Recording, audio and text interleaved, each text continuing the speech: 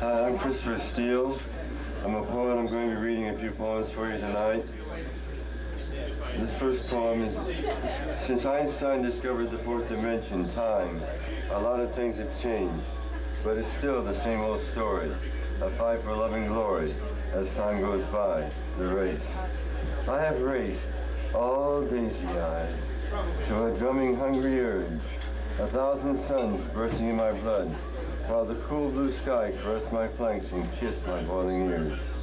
I have raced all flower-eyed to a sweet hot surge, 1,000 cherries bursting in my blood, while the warm yellow tears caressed my cheeks and kissed my bitter heart.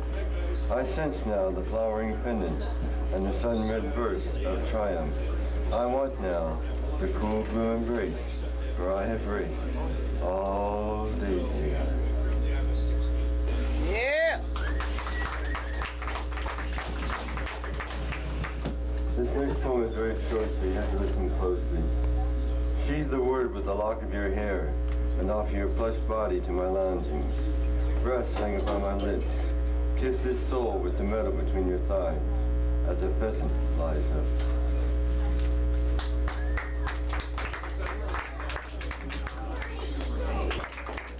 The trip. The car was moving down the road. Your thighs were exposed but closed. You were humming ethereally, and I was feeling bad, and I was feeling glad, sad, and I was feeling glad to have you there beside me. You were humming angelically, your thighs were exposed but closed. The car was moving down the road. We were going to get there. I didn't want to get there. You were humming ethereally, your thighs were exposed but closed. My heart was exposed but closed. The car was moving down the road. We were going to get there. I didn't want to get there. We got there. I cried for 3 days. My heart will open.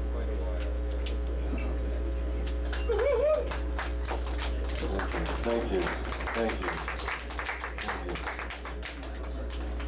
Chasing canaries. There's a TM teacher that I know who was kicked out of the Army for chasing canaries. Chasing canaries is not a good thing to do unless you want to get out of the Army, Lou. Well, I chased them canaries through the barracks and into the latrine. I chased them on bivouac. I even chased them out of the pants of a very delicious whack. I chased them canaries on furlough. I even chased them out of the CO's boudoir. And I really told them where to go, right at the skirt of a very delicious flirt. And I was always Johnny on the spot whenever she had to get them canaries out of her pants. I chased them canaries out of the CO's shower. I chased them on KP. I even chased them when I went to take a pee. And I chased them out of the skirts in many delicious flirts. But most and best of all, I chased them canaries right out of the Army. And now I'm no longer in the Army. And I'm no longer chasing canaries. I'm teaching transcendental meditation. Now if I could only get them bats out of Bonnie's very delicious pants. Chasing bats is not a good thing to do unless you want to get into some jam. Thank you. Thank you. This is Sam Phillips reporting for Liberation Brew Entertainment, and this gentleman is a poet, and we just heard some of his poems. Sir, what is your name? Christorpher Steele. How long have you been writing poems and doing poetry? About 43 years. How long have you been coming up with XELA's Jam Night here at the Phoenix? Since March 9th of this year, I've been coming up to the Open Mic Night at the Phoenix just about every week. You knew Daniel Thompson, the poet that just passed away recently. Yeah, I knew him.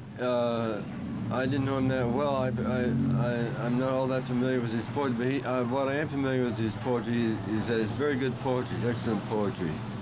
And my friend Christorpher Frankie, who is also an excellent poet, reads some of his poetry occasionally, even now after he's died. And he wrote excellent poetry and good guy. Have you any? Do you publish your poems? I published them myself. I have a tape that I got out, and Michael Heaton did a very flattering write-up about it in the Plain Dealer. And I got a little book out some time ago, and this is the second edition of my tape that I have now. And also I have a quote from Sophia Loren on the tape, and the quote goes like this. Dear Christorpher, it was a pleasure reading your poems. Thank you very much for having sent them to me.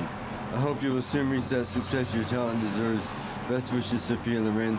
And I have a very famous poem, I don't know how famous it is, but it's very popular, entitled Sophia Loren's Panties. She gave me, I sent her some of my poems, and one evening after my meditation, I was wondering if I could get a reply from her and what she would say. And then I came up with that poem, Sophia Loren's Panties. It just came to me. Well, where can people catch you doing your poetry? Stay here. That's about it right now. That's at the Phoenix Coffee Shop in Lakewood, right? Yes. Okay, hey, thanks a lot for taking your time, and your poetry's great. Thank you. Thank you very much. This is Sam Phillips, reporting. There's all kinds of poets out here and great, talented people. Musicians, too. XELA's a great musician. Terry Ritz, who's here, is a great musician. See, we don't have to go to Clear Channel and MTV and People's Choice and the Oscars. We have the stars among us, if you just reach out and check them out and give them a break and maybe buy a book from them or a CD and so they can eat. This is Sam Phillips reporting for Liberation Brew Entertainment TV. This gentleman would like to share some information with you. Hi, I'm Christorpher Steele, the poet, and I would just like to say that I practice transcendental meditation and that it's done a lot of good for me in my creativity and my life. I've been meditating for 31.5 years now. That's all I wanted to say.